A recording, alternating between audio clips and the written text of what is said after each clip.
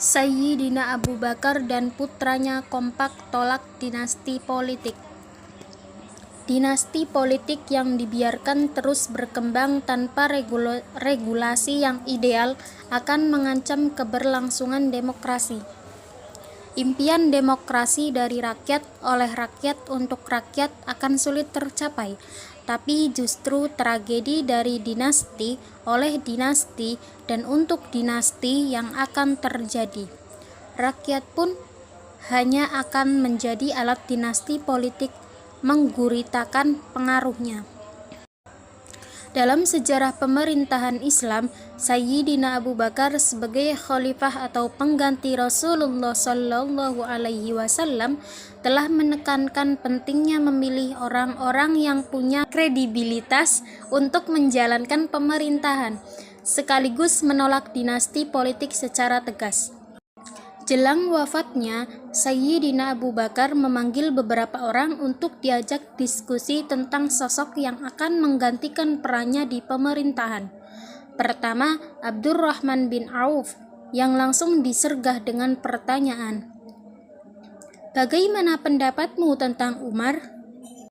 Kata Sayyidina Abu Bakar, "Ia adalah sosok yang lebih utama daripada yang engkau bayangkan. Hanya saja dalam dirinya ada sikap keras," jawab Abdurrahman jujur. "Kerasnya itu karena ia melihatku sebagai orang yang lembut. Andaikan urusan pemerintahan dipegangnya, maka ia akan meninggalkan banyak dari sikap kerasnya. Aku sudah mengamatinya.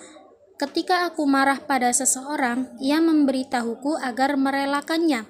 Dan ketika aku halus pada seseorang, maka ia memberitahuku agar bersikap keras kepadanya."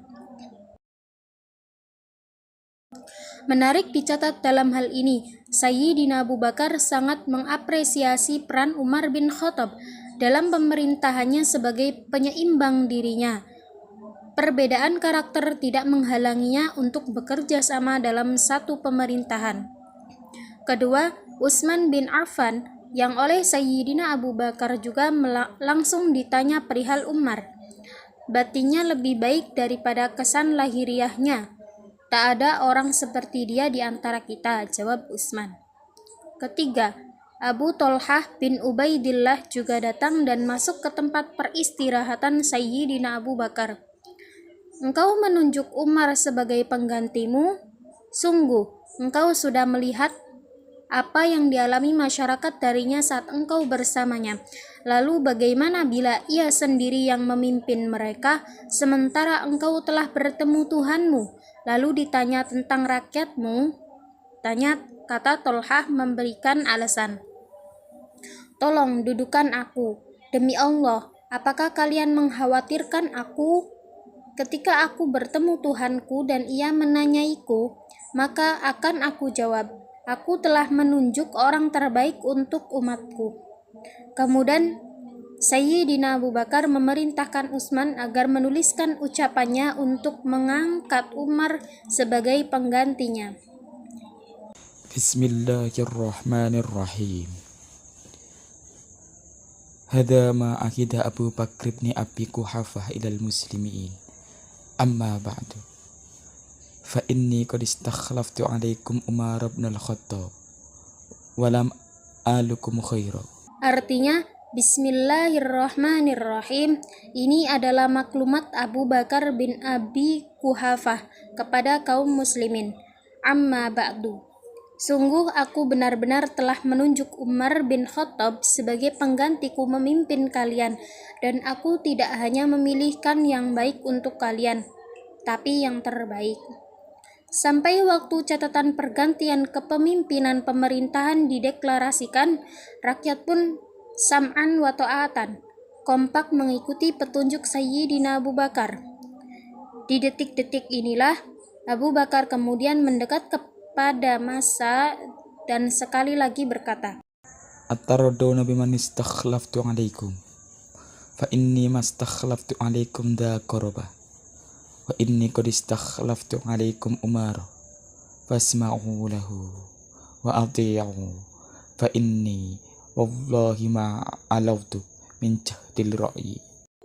Artinya, Apakah kalian rela dengan orang yang telah aku tunjuk sebagai penggantiku untuk memimpin kalian?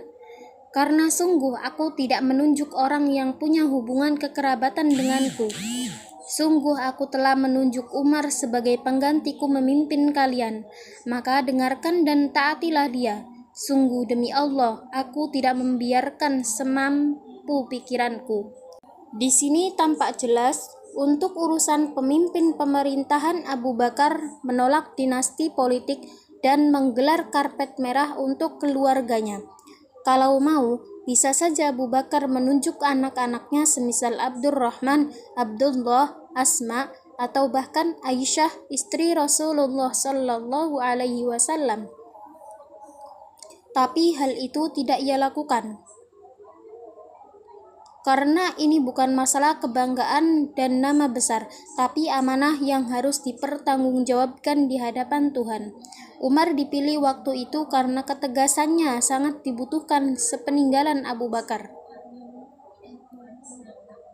Penolakan terhadap dinasti politik Abu Bakar ini diwarisi oleh Abdurrahman bin Abu Bakar yang di kemudian hari menolak berbaiat kepada Yazid yang ditunjuk oleh Muawiyah sebagai penguasa setelahnya.